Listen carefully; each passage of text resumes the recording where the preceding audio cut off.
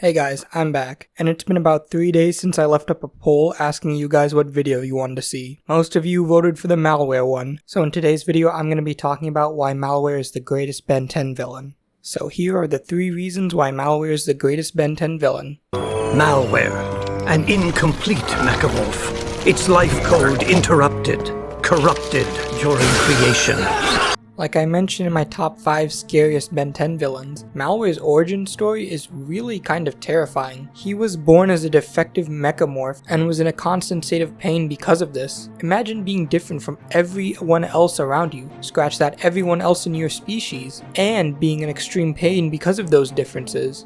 That's what Malware felt almost every single day of his life. Imagine not only feeling ostracized from your own kind, but being in pain because of it. It reminds me of the original series Kevin, except in some ways I think this backstory manages to exceed his, where his backstory was all about him making the wrong choices and ending up as a horrible deformed monster because of it. Malware was born a horrible deformed monster, and made bad decisions because of that. And really, who could blame Malware? He was basically living in pain for a long period of time, and Azimuth basically told him he'd get around to fixing him eventually, which even the 11-year-old Ben calls out as being a horrible excuse for not helping Malware sooner. It's no wonder that Malware went insane and tried to get his cure faster, and grew to hate Azimuth because of this. Malware's backstory in Trouble Helix manages to make him both feel like a force of nature due to literally being born as a wrong/incomplete mechamorph that destroys technology in the process of adding it to himself, almost as if he was inherently born to be a destructive evil force, but also shows off a more human side of Malware that just wants to be cured after being promised one for so long. Sometimes a villain's backstory can be a double-edged sword, because sometimes not knowing the reasons why this villain became this way can make them more interesting and more mysterious. Take for example Zombozo from the classic series, a character with no real backstory or past before the main story begins. And yet it's that lack of backstory that makes Zombozo seem so scary and dangerous. But luckily this isn't the case with Malware, whose backstory actually makes him more sympathetic/understandable as a character. But why does his backstory help make Malware the greatest Ben 10 villain? While true that no version of Ben 10 has ever lacked for great and compelling villains, I feel like the Ben 10 series does lack great and compelling backstories for these villains. Don't get me wrong, like I said, a lot of times this actually plays to the series' advantage by making the villains seem extremely mysterious and dangerous, and almost non-human in some cases, which helps with the, actual non-human villains like Clancy. And just to be clear here, it isn't that the classic Ben 10 series never gives backstories, or that they're never any good. It's just that Malware's backstory manages to both make his main motivation make more sense to us, the audience, while also making him deeper as a character. Just for comparison's sake, the Forever King has a backstory of being an ex-plumber, which is why he's so obsessed with getting the sub-energy. And while this does help flesh out his motivation, as a character, he's still somewhat flat. Malware's backstory is similar in that we understand why he hates Azimuth and wants to destroy the rest of his kind, but also helps us, the audience, understand him better as a character, which in turn makes him more complex. With that being said, I think we can move on to reason number 2, Malware's complexity as a character. I am not a subspecies. I already kind of went over some of this in his backstory section, but wanted to talk more in depth about it here. Like I mentioned earlier, Malware does everything because of his hatred of Azimuth, which unlike villains like Psychobos or Albedo, kind of feels understandable, and much like the title of this section implies, Malware's hatred of Azimuth feels complex. Malware doesn't just want to kill Azimuth and prove that he's better than him. Sure, some of that does factor into his overall motivation, but ultimately, the reason he hates Azimuth is because Azimuth thinks of him as an inferior mechamorph, which is something that greatly angers Malware. But first, before I dive more into that, I'm sure some of you are already asking the question, A10, how could Malware possibly be complex? Sure, he has a sympathetic backstory, but by the end of Trouble Helix, he's cured. Yet he still tries to grab the Omnitrix from Ben and attack him, a motivation he shares with literally every Ben 10 villain, making him seem more generic, right?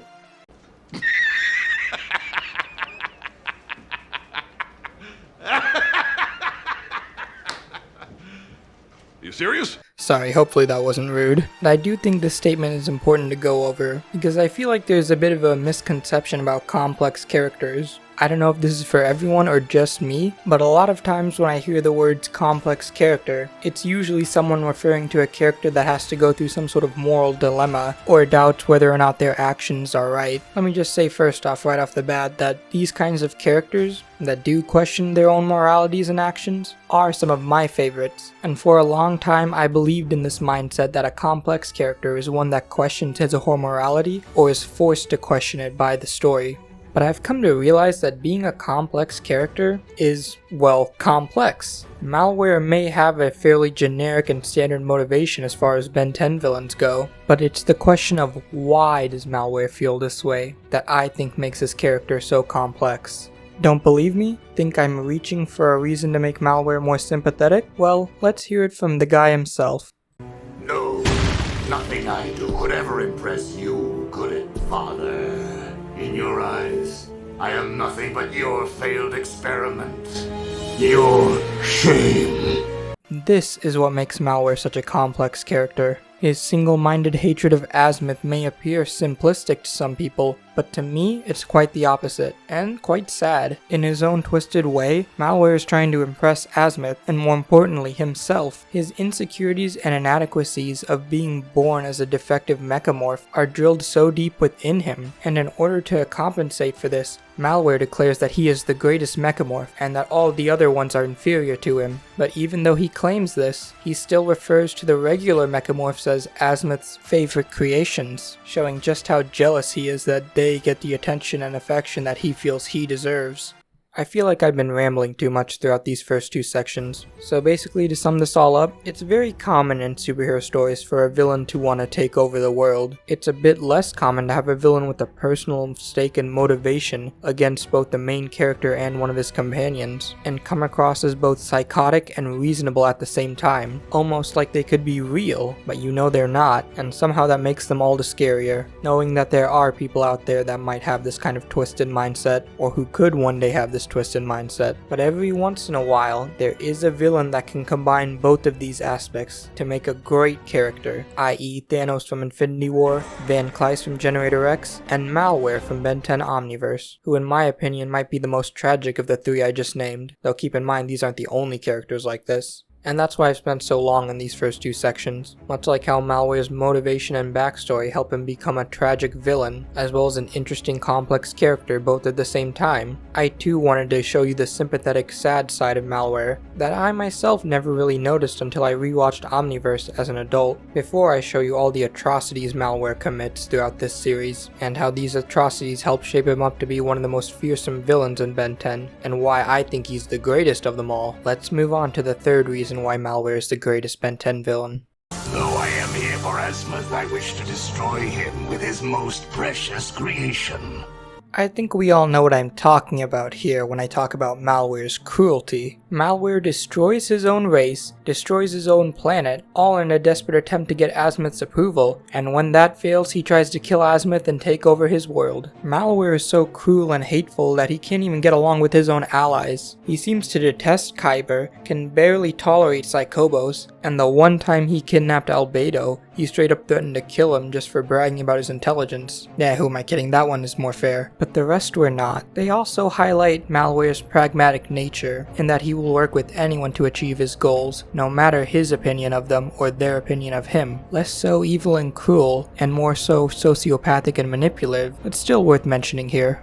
And now on to Malware's greatest crime, and the reason I made this video. And you know what, I just can't do this without showing you the footage. I'll probably get copyright claimed, but some things you need to see for yourself. I'm gonna show you the day that Malware traumatized young Ben Tennyson. If I am not mistaken, this seems to be your favorite alien, Ben Tennyson. Correct? Not anymore.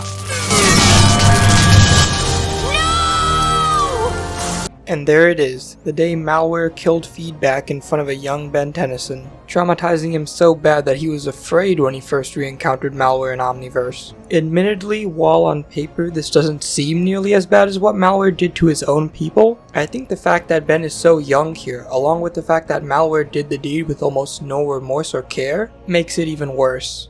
And it's made all the crueler and all the more darker when you remember the fact that Malware straight up called Ben Azimuth's pet to Dr. Psychobos. Imagine not just trying to hurt someone, but also going out of your way to torture / traumatize their pet just to mess with them. It's exceptionally cruel, thus the title for this section, and is the reason why I think Malware is the greatest Ben 10 villain. Because even though villains like Ghost Freak and Zscare are just as cruel as Malware, their backstories on the other hand aren't nearly as interesting, nor does their hatred for Ben and their desire to grab the Omnitrix seem to be nearly as complex as Malware's is. And it's really that complexity, coupled with Malware's cruelty, that sets him apart from other Ben 10 villains. His insecurity, rage, and desire to prove himself to Azimuth all make him seem more sympathetic / understandable, yet the things he does to Ben and the way he acts towards his own allies shows us just how horrible and cruel Malware truly is, which we see on full display when he destroys his own planet and kills his own species.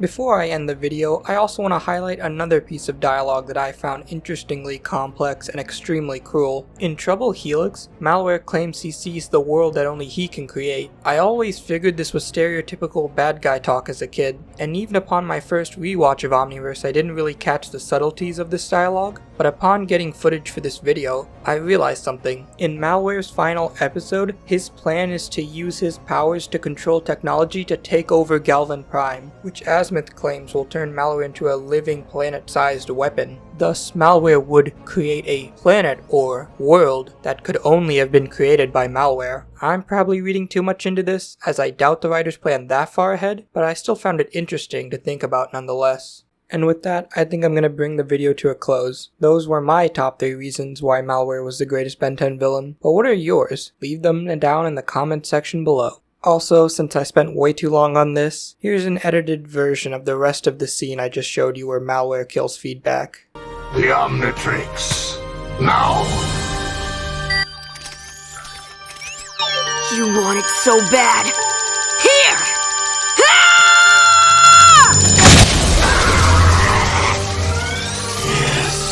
Yes! The power of the Omnitrix flows through me.